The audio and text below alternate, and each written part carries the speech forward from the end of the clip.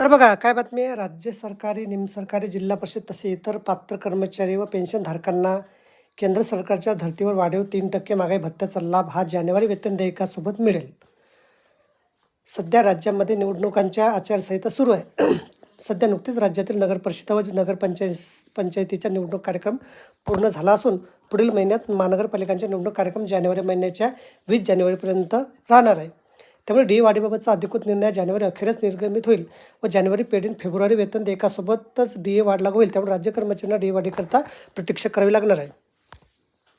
1 जुलै 2025 पासून डी व थकबाकी राज्य कर्मचाऱ्यांना केंद्र सरकारच्या धर्तीवर दिनांक 1 जुलै 2025 पासून वाढीव 3% मागे भत्ताचा फरक मिळणार आहे.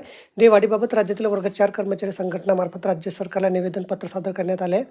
त्यामुळे राज्य सरकारमार्फत देखील डी वाढीच्या प्रस्तावाला निवडणूक कार्यक्रम पूर्ण झाल्यानंतर मंजुरी दिली जाणार आहे. तर बघा अशा प्रकारे अत्यंत महत्त्वाची माहिती आपल्याला समजली असेल. व्हिडिओ सुद्धा आवडल्यास लाईक करा, शेअर करायला विसरू नका. धन्यवाद.